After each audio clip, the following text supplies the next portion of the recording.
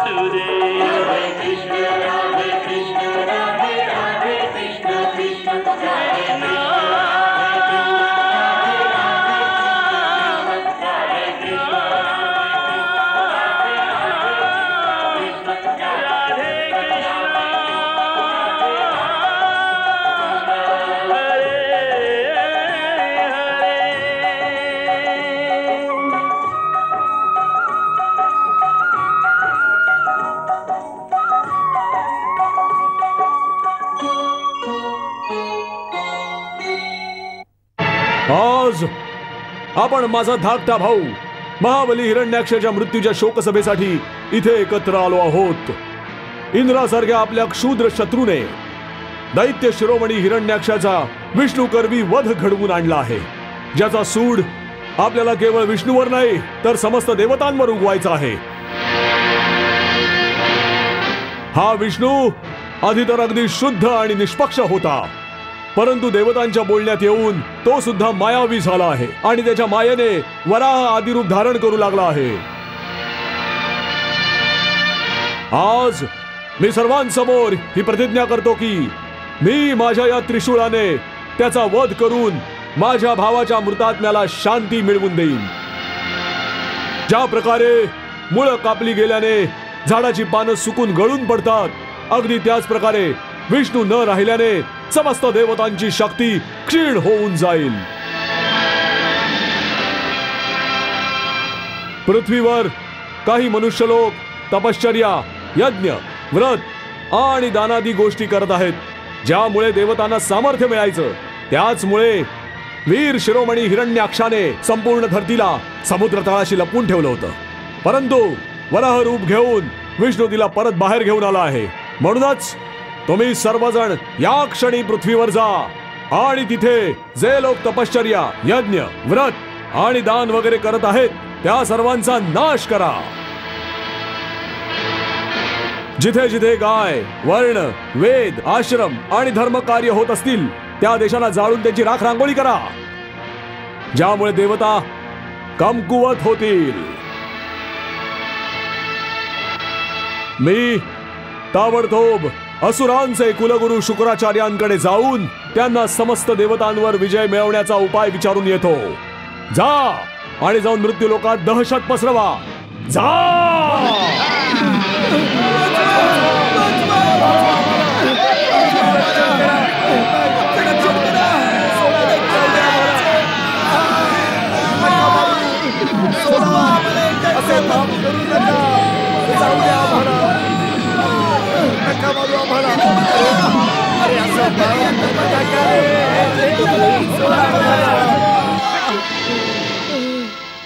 गुरुदेव, तुम्हाला हे ऐकून आनंद वाटेल की मी माझ्या भावाच्या वधाचा प्रतिशोध घेण्यासाठी माझ्या सर्व योद्ध्यांना धरतीवर हाहाकार माजवायचा आदेश दिलाय। आता मी सर्वच देवतांना निस्तेज करून इंद्राच्या साम्राज्यावर देखील माझा अधिकार गाजवू इच्छितो। सांगा गुरुदेव, या कार्याच्या सिद्धीसाठी शक्ती मिळवण्याचं साधन काय आहे? राजन, जगात शक्ती मिळवण्याचं केवळ एकच साधन आहे, तपश्चर्या। केवळ तपश्चर्याच समस्त शक्तींचं उगमस्थान आहे। इंद्रापासून स्वतः ब्रह्मदेवांपर्यंत समस्त देव तपश्चर्येद्वारेच त्यांची शक्ती प्राप्त करतात।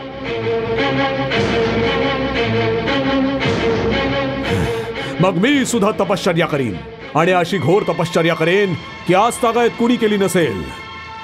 त्यासाठी तुम्ही मला मार्गदर्शन करा। राजन, जर मी सांगितलेला विधी तू पूर्णत्वाला नेऊ शकलास तर त्रैलोक्यात तुझ्यापेक्षा अधिक सामर्थ्यशाली दुसरा कोणीही नसेल। गुरुदेव, मी मनाने, वाणीने आणि कर्माने तुमच्या प्रत्येक आज्ञेचं पालन करेन।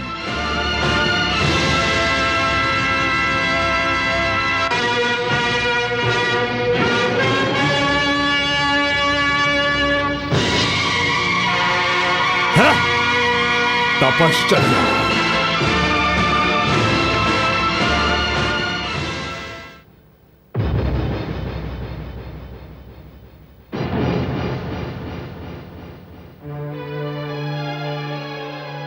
दैत्य गुरु शुक्राचार्यांच्या सांगण्यावरून हिरण्यकश्यपाने घोर तपश्चर्या सुरू केली। ऊन, पाऊस, वारा, वादळे कशा कशाचीही पर्वा न करता तो घोर तप करू लागला। ऋतू बदलले, महिने, वर्ष उलटले, तरी त्याचं तप चालूच होतं। एखाद्या हटयोग्यासारखं एका पायावर उभं राहून जपाची, वेळेची मोजदाद न करता त्याचं तप अखंड सुरू होतं। दिवस नाही, रात्र नाही, भूक नाही की तहान नाही।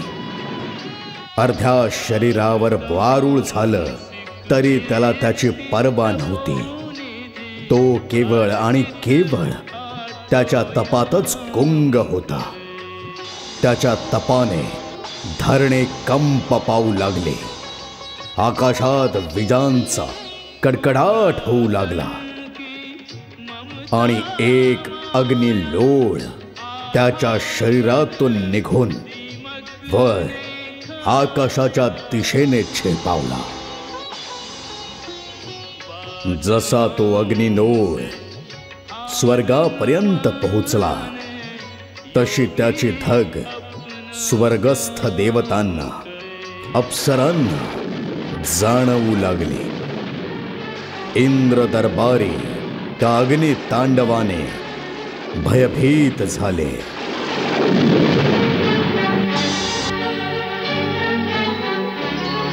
धरती डोली, अंबर कांपा, देख के तप घनघोर, तप का तेज अग्निशिखा सम फैला चारा।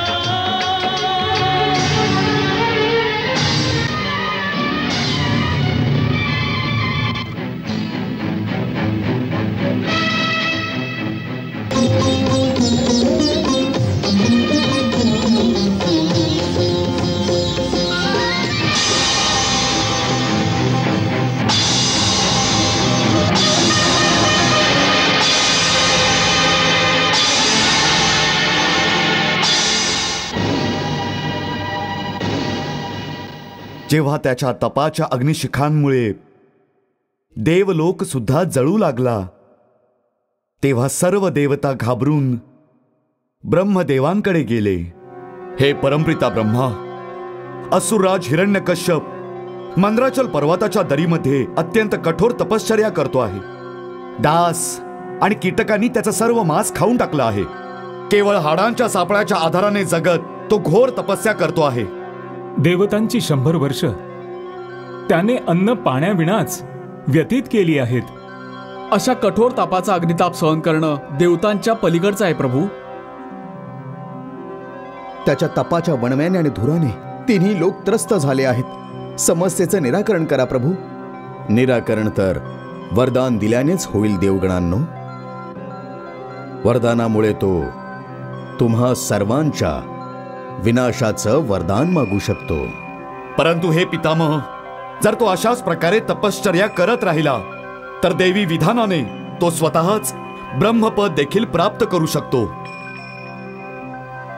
मग तर खूपच अनर्थ होईल प्रभू.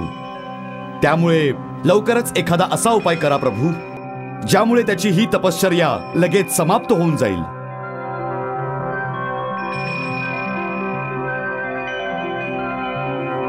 असंच होईल.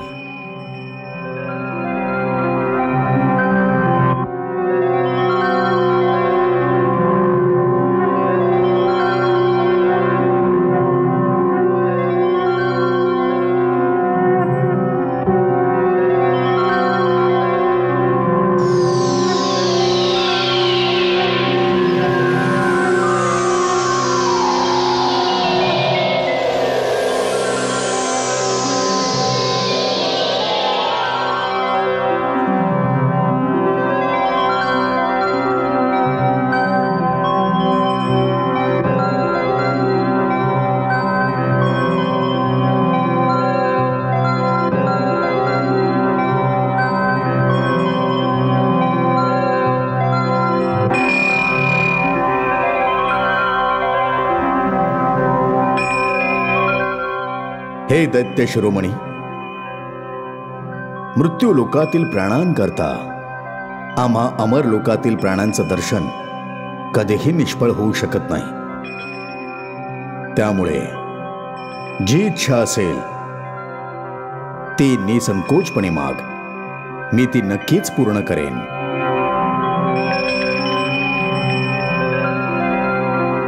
हे परमपिता, तुम्हीच तुमच्या त्रिगुणात्मक रूपात या सृष्टीची रचना, रक्षण आणि संहार करत असता.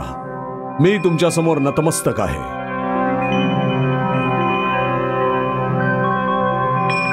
जर तुम्ही माझ्यावर खरोखरच प्रसन्न असाल तर मला असा वर द्या की तुम्ही जन्माला घातलेल्या कोणत्याही प्राण्यामुळे माझा मृत्यू होणार नाही. ना मनुष्यामुळे, ना पशुमुळे, ना दैत्यामुळे, ना देवामुळे. ना आत मरण यावं, ना बाहेर मरण यावं. ना दिवसा, ना रात्री. ना अस्त्रामुळे, ना शस्त्रामुळे. ना पृथ्वीवर, ना आकाशात. युद्धात कुणीही माझ्या समोर टिकता कामा नये. तुम्ही निर्माण केलेल्या समस्त प्राणी सृष्टीचा मी एक छत्री सम्राट व्हायला हवा. इंद्रादी लोकपालांमध्ये जसा तुमचा महिमा आहे तशीच प्रतिष्ठा मला देखील मिळावी. मला हाच वर द्या भगवंत. मला हाच वर हवा आहे.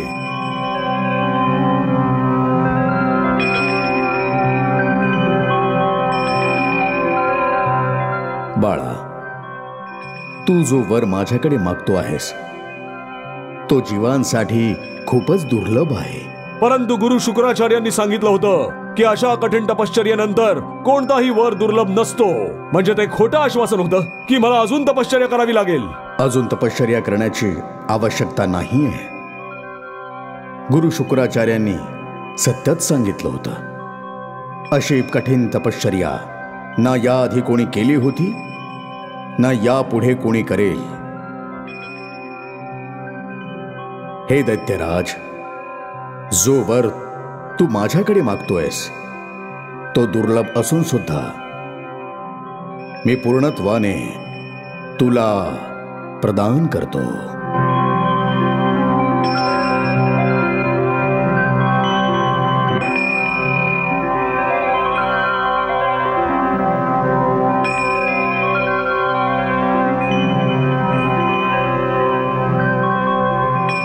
हिरण्यकश्यपाला ब्रह्मदेवांच्या वरदानाने जी दुर्लभ शक्ती प्राप्त झाली तिचा उपयोग जर त्याने सात्विक आणि धार्मिक कार्यासाठी केला असता तर अखिल ब्रह्मांडात स्वतः भगवंत सोडून त्याच्याहून महान दुसरा कुणीही नसता.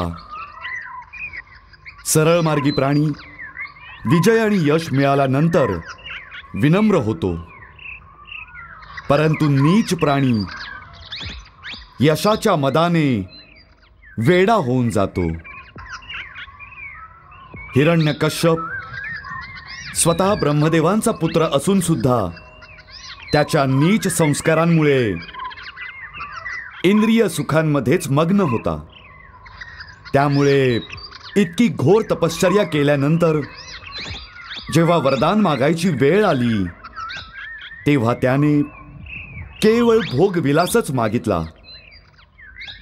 त्याच्या बुद्धीने त्याला त्याच्या विकासाच्या ऐवजी विनाशाचीच वाट दाखवली आणि आपल्या अपार शक्तींच्या दुरुपयोगाने त्याने विश्वात चहूबाजूंना हाहाकार माजवला. सर्वप्रथम त्याने इंद्राच्या स्वर्गलोकावरच आक्रमण केलं.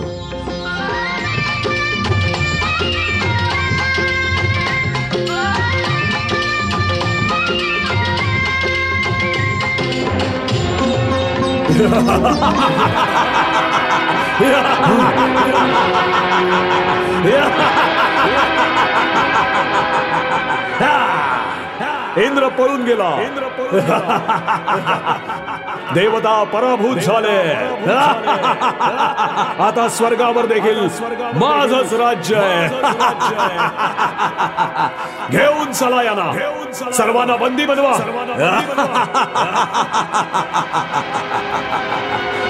मी इथला भगवंत आहे. प्रत्येकाने माझी पूजा करायची. जो माझी पूजा करणार नाही तो या जगात जिवंत नाही राहणार.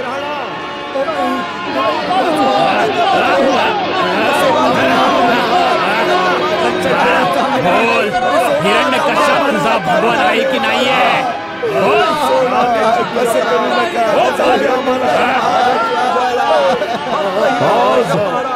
आपण माझा धाकटा भाऊ महाबली हिरण्याक्षाच्या मृत्यूच्या शोकसभेसाठी तुम्ही सुद्धा सगळ्यांनी माझा जय जयकार करा. बोला भगवान हिरण्यकश्यपांचा विजय असो. अशा प्रकारे देवतांसह तिन्ही लोकांतील प्राणी त्या महादैत्याच्या पुढे नतमस्तक झाले. त्यावेळी सर्व सृष्टीमध्ये एक छोटासा बालकच असा होता जो भगवंतांच्या नावाचं निरंतर कीर्तन करत होता. तो त्याच दैत्याचा स्वतःचाच मुलगा होता, प्रल्हाद, जो वयाने 5 वर्षांचा असून सुद्धा ब्रह्मलीन होऊन केवळ भगवान श्रीहरींचा नाम जप करत राहायचा. ओम नमो भगवते वासुदेवाय. ओम नमो भगवते वासुदेवाय.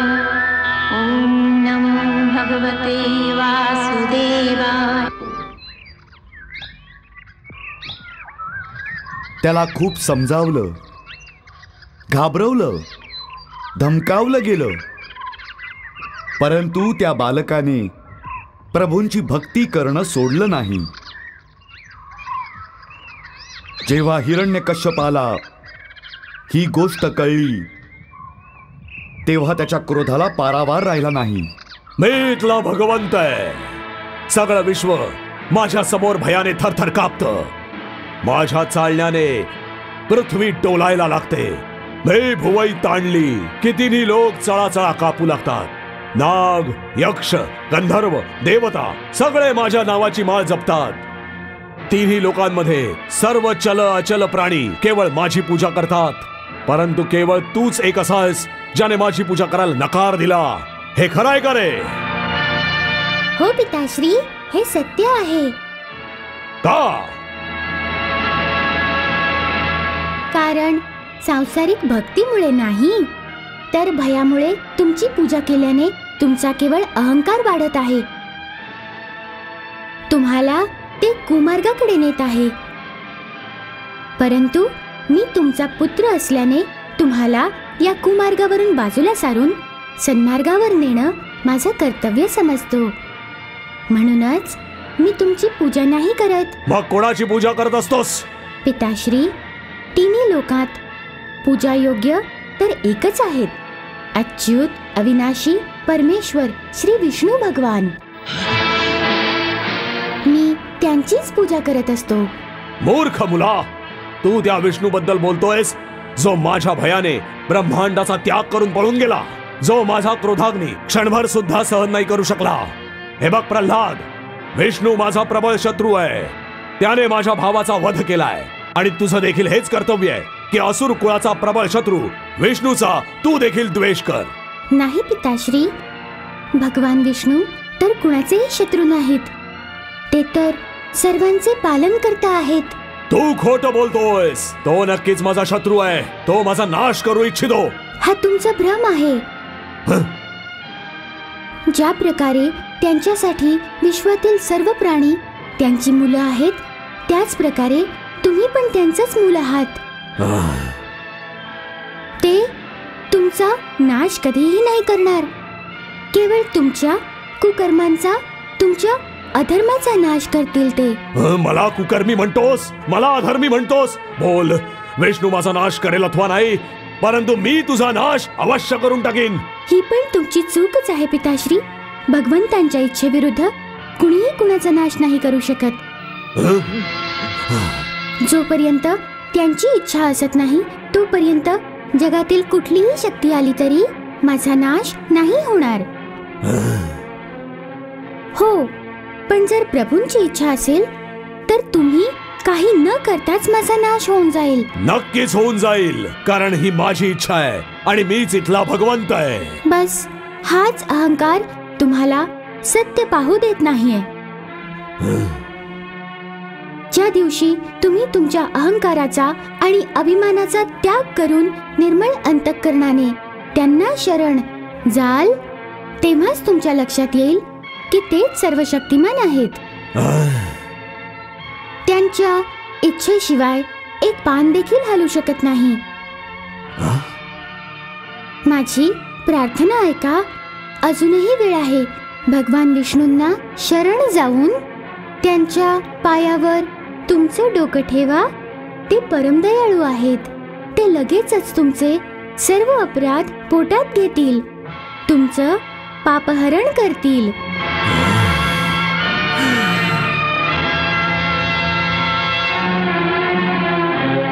दैत्यानो, दैत्यानो,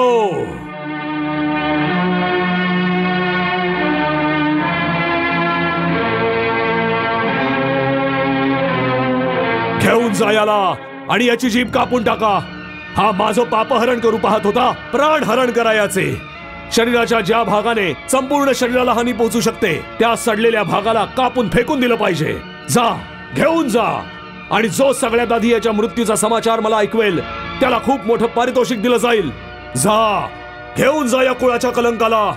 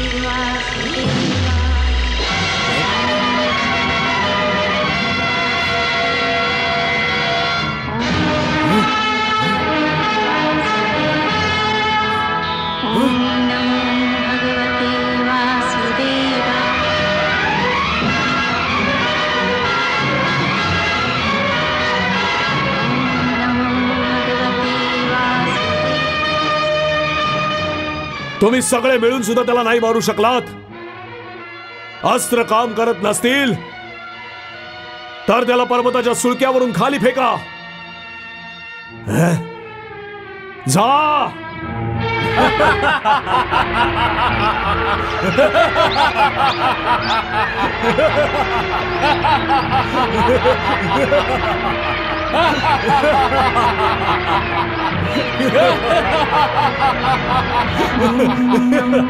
भगवते वासुदेवाय ओम नमो भगवते वासुदेवाय ओम नमो भगवते वासुदेवाय ओम नमो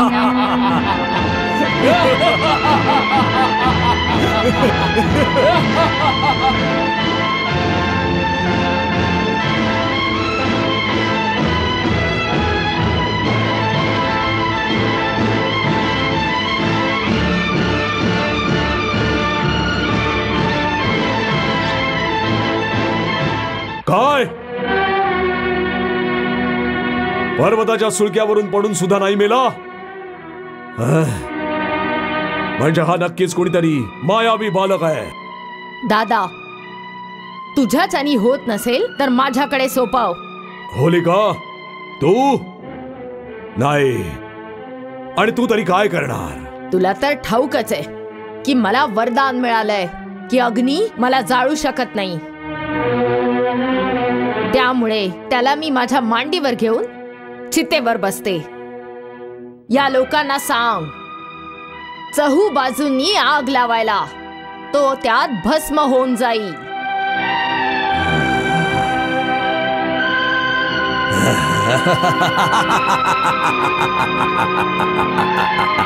आता तो नाही वाचू शकणार.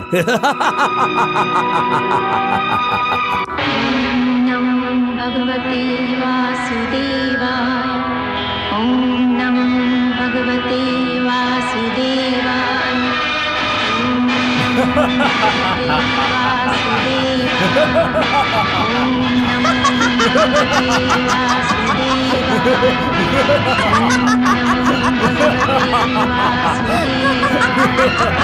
ओम नमो भगवते वासुदेवाय ओम नमो भगवते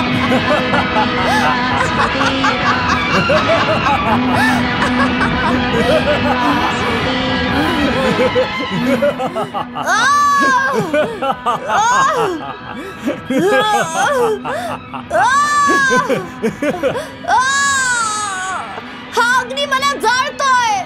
अग्नी मला जाळतोय. अग्नी मला जाळतोय. वाचवा. अग्नी मला जाळतोय. हे काय होतंय? हे कपट आहे. कपट आहे. काय ब्रह्माचं वरदान खोटं होतं? काय ब्रह्माचं वरदान खोटं होतं? माझं वरदान अजिबात चुकीचं नव्हतं. तू त्याचा चुकीचा उपयोग केला आहेस.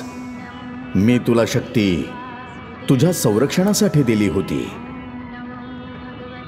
जर तिचा उपयोग दुसऱ्यांचा नाश करण्यासाठी केला जाईल तर ती खुद्द तुझाच विनाश करेल.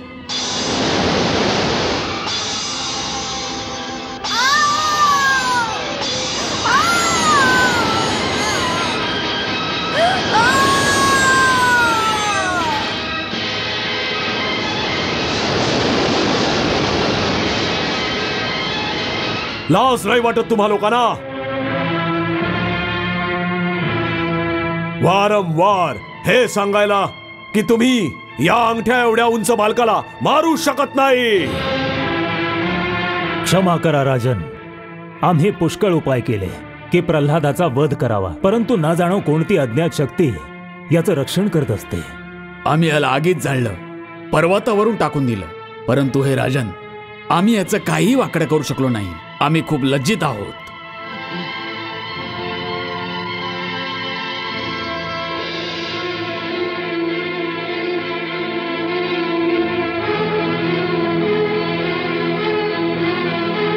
मूर्खा, तू खूप उद्धट झाला आहेस. तू माझ्या अनंत शक्तीला आव्हान दिला आहेस. मी आता तुला यमपुरात पोचवतो. आता मी तुझा काळ बनून तुझा निपात करून टाकतो. तू कुणाच्या जीवावर इतका गर्व करतोयस? केवळ त्याच्या जीवावर जो सर्वांचं बळ आहे. पिताश्री, तुम्हाला देखील तोच सामर्थ्य देतो. ना केवळ माझं आणि तुमचं, तर मुळात विश्वातल्या सर्व सामर्थ्यवानांचं सामर्थ्य देखील तोच आहे. पिताश्री, भगवान श्रीहरी खूपच दयाळू आहेत. त्यामुळे अजूनही वेळ आहे की तुम्ही तुमचा अभिमानाचा त्याग करून त्यांना शरण जावं. ते नक्कीच तुमचे अपराध क्षमा करतील. तुम्ही क्रोध करणं सोडून द्या पिताश्री. इतक्या लहान वयात फार चुरूचुरू बोलतोयस. अरे तू माझ्या खडगा इतकाही उंच नाही झालेलास आणि मला शिकवू लागलायस. पिताश्री, तुम्ही परत चूक करत आहात. तुम्ही ज्याला माझं छोटंसं वय म्हणत आहात ते माझं नाही, माझ्या या शरीराचं वय आहे. पिताश्री, मी या शरीराच्या आत आत्मारूपाने वास करतो आहे. त्याचं वय तर अनंत वर्षांचं आहे. ते नित्य आहे.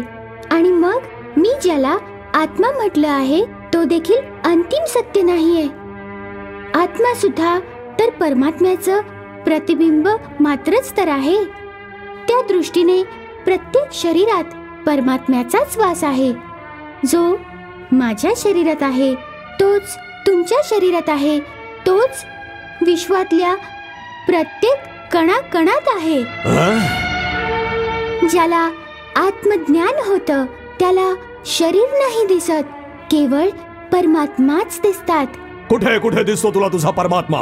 प्रत्येक वस्तूमध्ये, आकाशात, जमिनीत, हवेत, तुमच्यात, माझ्यात, साधू संतांमध्ये आणि या दैत्यांमध्ये सुद्धा. तुम्ही विश्वास ठेवा पिताश्री. ते सृष्टीच्या कणाकणात आहेत. इथल्या प्रत्येक वस्तूमध्ये सुद्धा? हो पिताश्री. या महालात देखील? हो पिताश्री. मी तर त्यांना या महालातल्या प्रत्येक वस्तूमध्ये पाहतो आहे. या खांबात देखील दिसतोय तुला तुझा परमात्मा? हो पिताश्री, ते या खांबात सुद्धा आहेत. जर तो या खांबात देखील आहे तर मी आता या खांबाचा चक्काचूर करून टाकतो.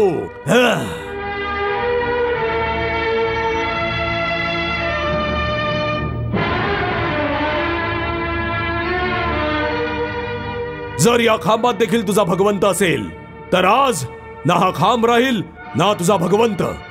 जर शक्ती असेल तुझ्या भगवंतामध्ये तर सांग त्याला, म्हणावं बचाव कर स्वतःचा, बचाव कर स्वतःचा.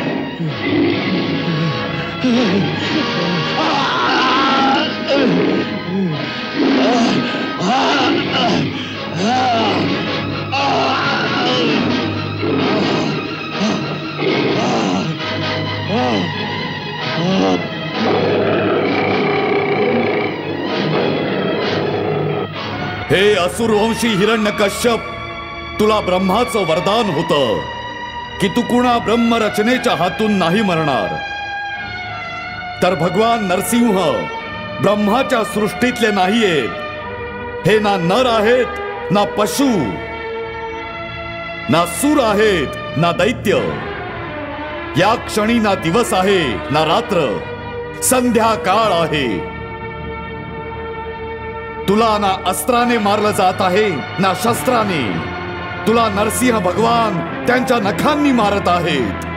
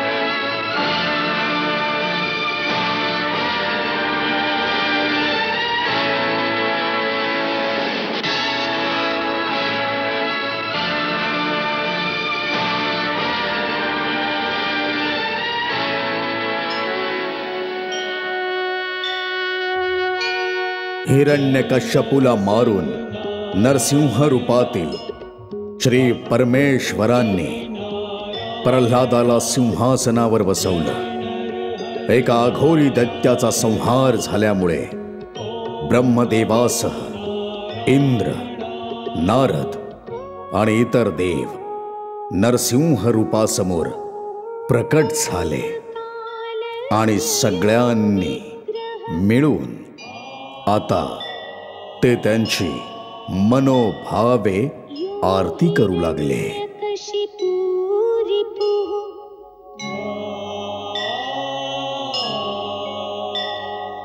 तस्मै मृगनरेन्द्राय नरसिंहाय नमो नमः.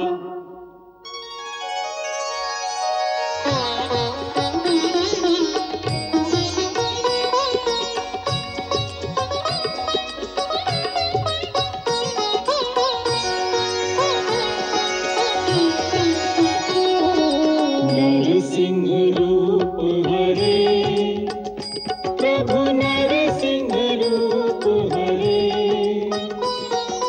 शांत शांत जगदीश्वर, कृपा करो परमेश्वर, चरण गहे तुम्हारे.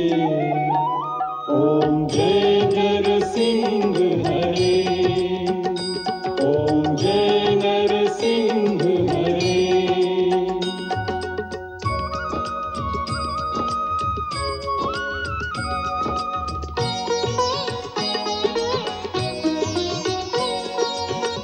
शरणागत वत्सल, भक्तन हितकारी, तुम्हारा जस गावेंगे युग युग नर नारी. हे प्रहलाद के रक्षक, हे पालक यह बालक, चरणन शीस धरे. ओम जय नरसिंह हरे, नरसिंह रूप हरे, प्रभु नरसिंह रूप हरे. करुणा सिंधु कृपानिधि, दीन दयाल दयानिधि, रक्षक तुम हमरे. ओम जय नरसिंह हरे, ओम जय नरसिंह हरे.